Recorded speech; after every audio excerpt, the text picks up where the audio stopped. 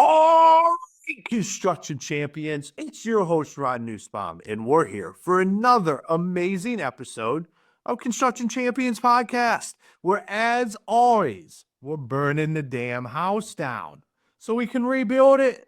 And that house is not a pissed off homeowner, it is your relationships, your business, how you interact with your employees. Oh, the list is so long, but we're going to burn it down. And the great thing is we bring experts on here to help you build it back up. So make sure you hit that like, follow, subscribe, whatever that button is, wherever you're listening, make sure you hit it so you stay up to date on everything that's happening. And as I always say, make sure you stay for my end of episode thoughts, where I break down what me and Kevin talked about today. Kevin, it is fantastic to have you on the show today. Yeah, thank you, Ron. It's a pleasure to be here. Awesome. Before we dive into it, why don't you introduce yourself to all the construction champions listening out there? Yeah, sure. I'm an architect. Sometimes referred to in New York as the effing architect. But and I learned that early in my career, by the way. Yeah, no, I'm somebody who I've done a lot of different things, mainly on the design side. Initially, I'm known as a design architect. I work all over the world. I've done skyscrapers, to bathroom. And so I run the gamut. I'm a big believer in collaboration. And I think we're at the point now where we realize it takes thousands of people sometimes to build the things that we do. And it's a momentum is a big part of that. But teamwork is crucial for that. And that begins at the very beginning. And I typically the point of the spear on many, many projects I'm involved in, especially because they all tend to be somewhat complex. But it doesn't really matter to me, if I'm doing a $1 billion tower for Morgan Stanley, or I'm designing somebody's home.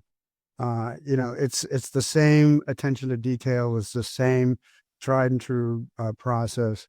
And it's really about getting everybody swimming in the same direction, because the killer for what we do, and you know this, Ron, what's the killer? Time. Time is of the essence, right? That's got to be everything that I'm about. But the only way to get there sometimes is to understand that, the finger pointing, it gets you nowhere. And usually the only people winning that are the lawyers. So, and we don't want that to happen. No, we do not. Yeah. Absolutely not. Yeah. So what I'm doing right now is I'm continuing to do my design work and focus on that. But one of the things I started during the pandemic was just reaching out to people, and especially clients, and really talking about the things that bother them the most about what we do, and what are ideas that we could do to make it better. I spend a lot of time with a lot of people here in New York, both on the development side as well as construction, engineering, I'm a big believer in putting together that right team, and and letting everybody bring their expertise to the table. I'm happy being the conductor of a symphony of experts, and or just the composer, just kind of writing the initial script. But everybody brings something to the table, and ideally in the right environment makes it better. So I want that. Absolutely, man. So Yep. I'm excited for our conversation today, and I'm going to dive right in there. And we're going to ask you the $1 million question. And that is, what makes a construction champion? Is communication chaos holding your construction business back? Emails, texts, and generic tools weren't built for your business. BuilderComs delivers a platform built for construction. Fully branded, custom workflows, and seamless integration, all designed to fix communication for good. From our free forever plan to your own custom solution, we make construction software not suck. Ready to transform your business? Book your free strategy call today. Yeah, no, I think it's part of what I was just talking about. But I think it starts with, you have to, and what's great about New York is that one of the things you learn when you live here in this city is that everybody is the king of something, right? You walk out on the street, everybody's got their zone. They're the king of something. And if you step into their world, guess what? You play by their rules, because they're the king of that particular thing. And you just learn that. You learn respect for what people do, and you learn a lot. If you have an open mind, you start with, well, I don't know everything. Who does, right? And who wants to live in a world where you know everything? That'd be a pretty boring place. So, you can learn a lot from people just by talking to them and finding out what they would do under similar circumstances, maybe completely different than what you thought about, but you have to leave room for that. So, so I'm a big advocate in this, and I'm a big advocate for finding a better, leaner, more efficient way to build, because that just benefits everybody. Yeah, absolutely. And you can tell that you're all about that from what you described. What you had done prior is interviewed everybody, had conversations, and I'm interested in some of what's some of the things that you found when you were doing that? What surprised you, I guess? Yeah, what surprised me is uh, that I could always tell. Well, let me not surprised, pleasantly surprised. For me, I could always tell when things are going right when I would overhear people talking about doing whatever they were doing on the project as their work. When they took ownership of that, it wasn't, oh, I'm working for the man, or, I'm, this is just some ridiculous thing that I'm working on. And I don't really, not really vested in it. But when people are vested in something, because it means something to them, and this is a lesson I really took away from my work at the World Trade Center. Um, was what it was like then when everybody just came to the table and said, we're all in it together, and let's just get it done. I don't know. I love that. And you're approaching people the right way about and a lot of times what I do during construction is, I design something, then we follow through construction. But, I spend a lot of my time just being an umpire, just calling balls and strikes, not, not to essentially set up some sort of pre-litigation or something, 'cause that is a problem we have in our business. But mainly just to try to see what's the best way we can solve a problem. And and it's really just not about because the killer in what we do is, it's time, right? Obviously, but money, and money in the sense of cash flow. A lot of guys, especially if you're a small business, or you're a subcontractor, or you'll take a little bit of a haircut to make sure that you get paid on time. Mm. Because your margins aren't that great, but you have a big obligation to your employees and the people you work with, your subcontractors, and plus your obligation to the owner to get the job done. So I'm a big advocate. If somebody's got a problem with something, like you submit a pencil wreck on a change order, so I'll say, look, maybe there's some certain things we're going to set aside. You'll take a look at it before we issue the full payment. But let's keep you going on the things that we can agree with. A lot of change orders get held up because there's one item on that change order, and it just won't get pushed through, and everybody suffers in that. So I'm a believer is just sort of, something looks like a problem. Okay, set it aside, but don't just penalize everybody else because, you can't figure out what to do about this one item in your change order. Yeah, and We're talking about collaboration and the stakes of a project. And what's always amazed me is that the bigger the project, the less the collaboration that happens on it, but the higher the stakes for everybody involved. It's like we go reverse. Smaller the project, the lower the stakes, but high collaboration. And it just scales up as the project gets bigger. Those two go the opposite direction. And that's always confused me because I've always felt as the stakes get higher, the collaboration should get higher because everybody has more at risk that's on that project. Yeah, it should. And, I've been in very large projects. I mentioned the tower I designed for Morgan Stanley, which actually we built and it was completed right before 9/11. And then they sold it to Lehman Brothers.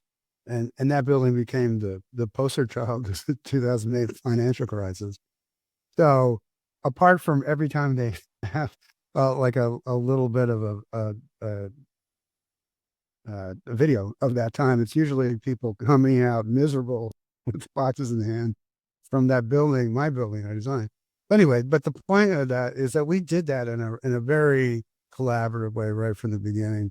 And we had everybody there. Tishman was the contractor for the project, and they had the right people there sitting at the table from day one.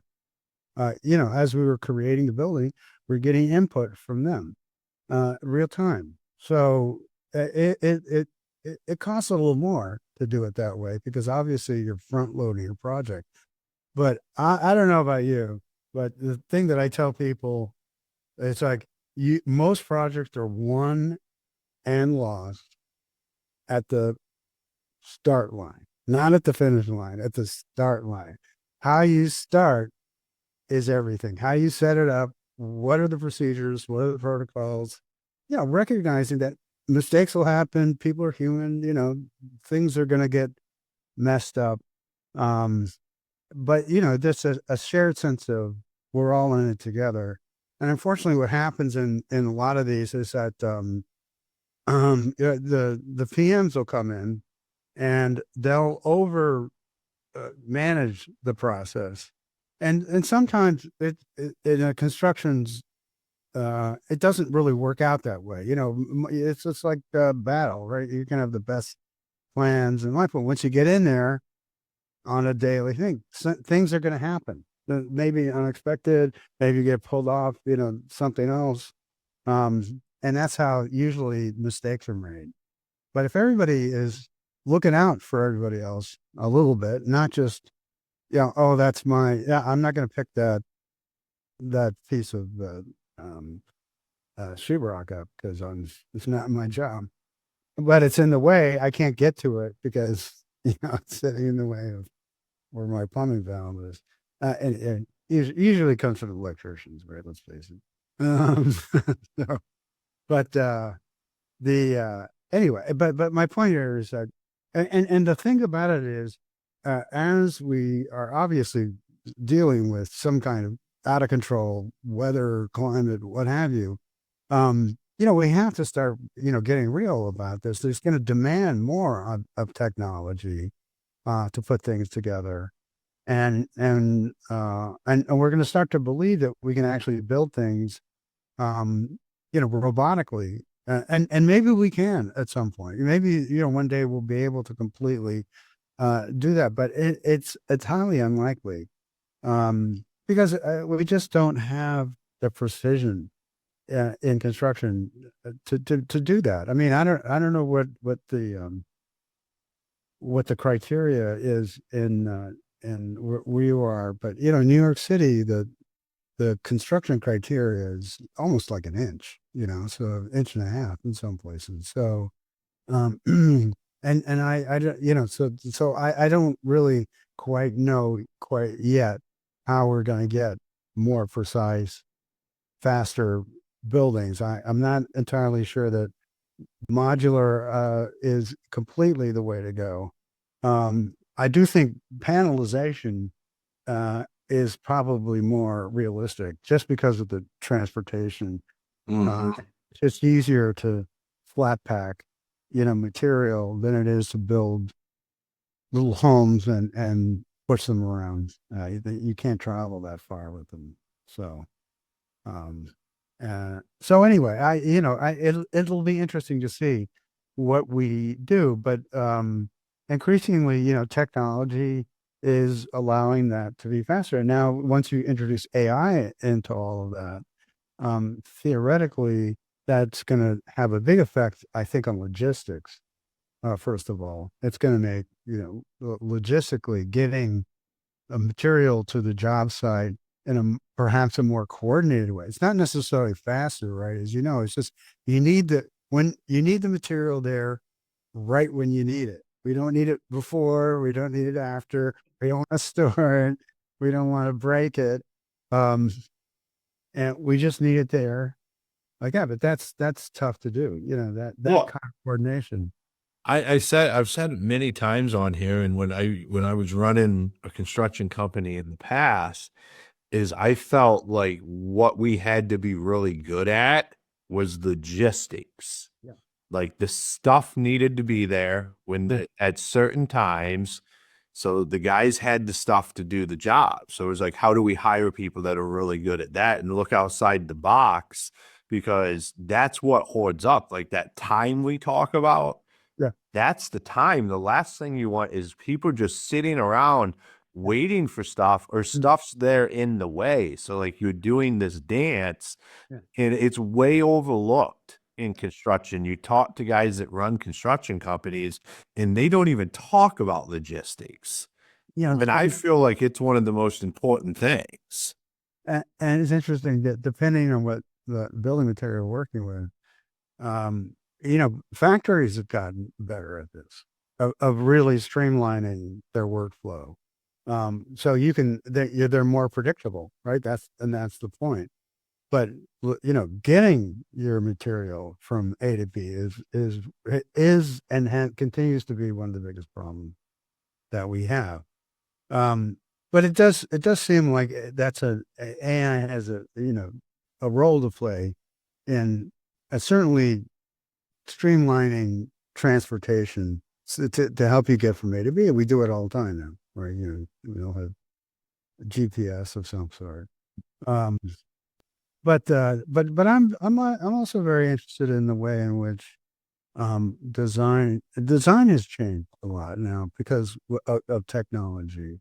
The old kind of 4-stage process of what we do, and start schematic design, and then design development, and then the construction documents, where people usually call blueprints, so that, and then it's the construction phase of the project. But those first 3 phases, schematic to construction, we used to have to do that almost step by step. But now we have the ability to go, right from a sketch to a detail in a day. Really work through something very quickly. Both because we can now pull up databases of other details. Let's say we're putting in a window on a sill, and that's a complicated detail, because that's where all the water goes, and that it has to do a lot of things, especially if it's an operable window. And not just keep the water out, but also keep the cold out, and also keep sound out. And increasingly we're going to be asking more and more of our building envelopes to do more work, and also to rely less on energy sources to keep us warm. So I think that's one of the reasons why so many states around the country have adopted higher and more stricter insulation standards, which is, we're seeing that a lot, especially here in the Northeast. And Europe has adopted this a long time ago. I mean, but I think getting back to this issue of how do we start to look at the whole way in which we build differently. So it's good to have people specialized. I think that's, if you have a specialty, I think that's good. But I think the way we had it set up before, which was kind of, let's face it, adversarial, especially if you're doing design, bid, build, it's set up to be adversarial almost. And that's like a very antiquated way. I think that something that we inherited from, I don't know, the 18th century or something. But it doesn't really fit anymore with the way in which we develop design, because we're all working digitally. We're all working with building models. I mean, obviously, it depends on the scale of the project. We're talking about projects that can support being designed and built digitally. BIM is getting better. And fortunately, now there are other programs that we're all using to do this. So, I think we're, maybe getting closer and closer to having the ability to build essentially a very good virtual model of whatever, a true digital twin that can be something that's shared between the design team and the construction team before you shovel in the ground, and really, have a few sessions where people go through it and, start to make some changes based on input that you get from different trades. It's a different way of working. But I think whether it happens in sort of a pre-bid setting or pre-design, I certainly worked that way before. And I think a lot of times people rely too much on the competitive bidding system as a way of trying to control costs. It tends to be first of all, it tends to be mishandled. I do think it generates a lot of waste, and it's based on mistrust, and you can't really do anything in life if you don't have trust. It doesn't work. That's 100% true. And the competitive bids, I find that just to be a very unique, and like how that's set up is like when we talk about stuff being very adversarial, it's not really designed for anybody to truly win. Right. Yeah. No, it's designed to basically you spend most of your job trying to make other people look bad, and that's really shouldn't be what we're doing. We should be doing is focused on our client and their job. That's one's footing the bill. And that's why I think it's so bewildering for a lot of clients. They come into this world and they feel like, well, it's completely topsy-turvy. Where's this, the money pit issue, it's never really gone away. And I think it's because the processes remain so opaque to most people, and it just happens. And then all of a sudden the job is done. And, oh, by the way, you owe me 50% more, or, whatever. I think that's the problem. I think it's, if you could provide the client the ability to understand what it is they're getting before they actually build it in some way. And obviously renderings help for some people. Sometimes animation, now we can walk through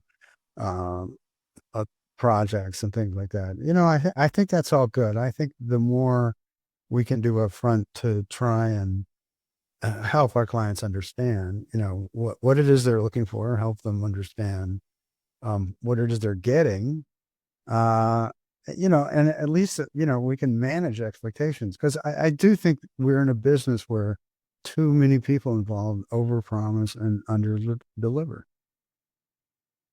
I would agree with that. Like, it's just, that's kind of the word, man. That it doesn't have to be that way. Like, that's why we do this podcast, is to Yeah. help move people in a direction where they start to understand that Right. you don't have to do things how we've always done it. Like, Right. that's just, you're actually better off not doing them how we've always done them. Exactly. I have a relative who's a builder in New Hampshire, and he builds really beautiful wood vacation home, mainly. And he's real crafty. He's but he basically says that one of the biggest issues for him is always just that, trying to help people understand what it is they're getting. That's do whatever you can to do that. And I think it helps a lot. I mean, if people will end up not regretting their decision as much if they feel like they've been involved in that process and that people have listened to them. And I think too much of it feels like you're giving people a lot of money and they're doing what they want to do, and nobody's really listening to me.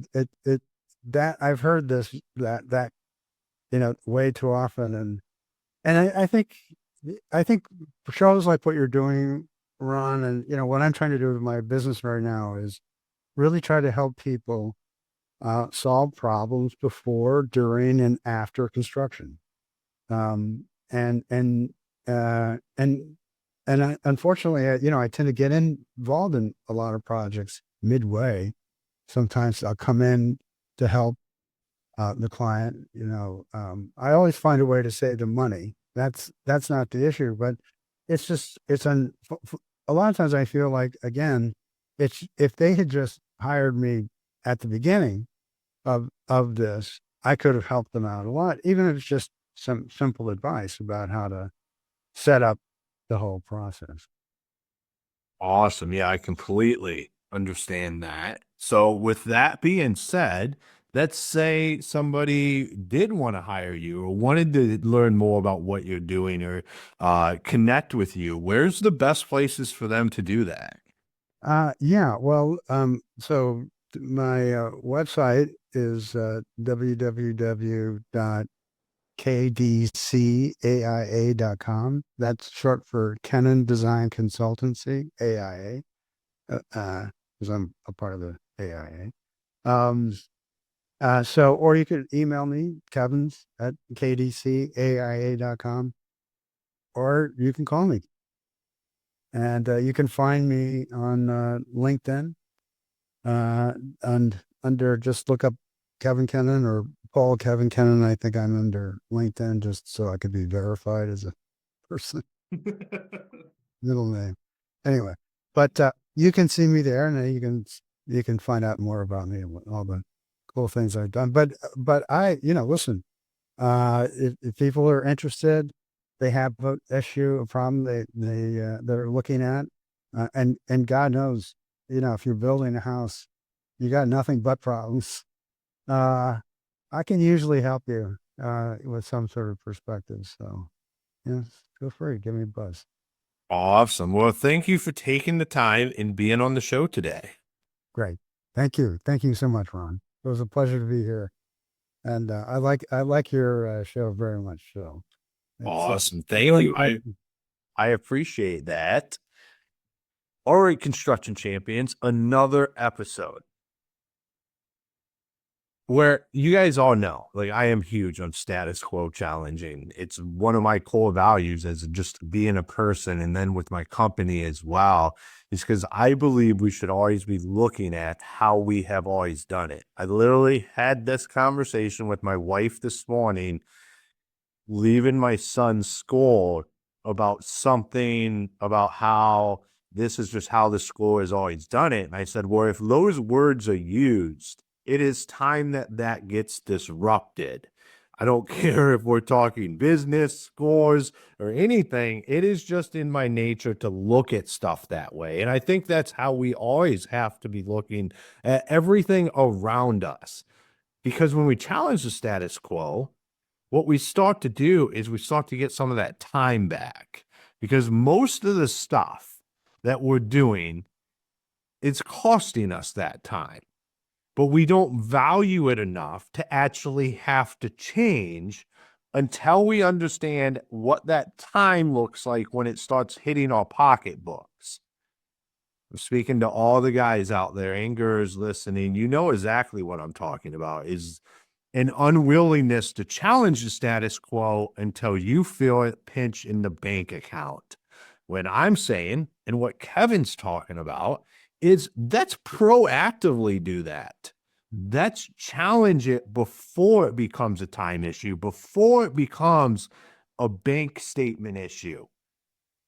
This is all doable because we all know our businesses. We know where the things are that we're doing.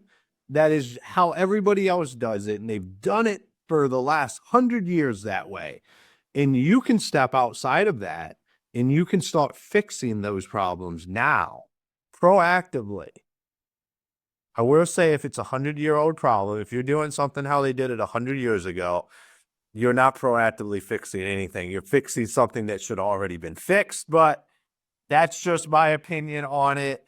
However you look in the mirror and have that conversation with you works for me, because the goal is for you to become the champion that you're meant to be. So, Construction Champions, make sure you check out all of our fantastic sponsors. And until next time, be the champion that you're meant to be. Tired of losing track of promising leads? Struggling to convert inquiries into contracts? Build 12 is your solution.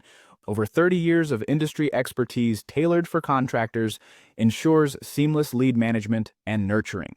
Boost your closing rate with ease. Experience the efficiency today. Download Build 12 and supercharge your business growth. Don't wait, act now. Unlock the potential of property intelligence with HomeTrack. In seconds, generate over 250 data points from a single address using advanced imaging and public data. Streamline property assessments efficiently, saving both time and resources. Enhance your decision-making today. Experience the future of property insights. Engage with HomeTrack now.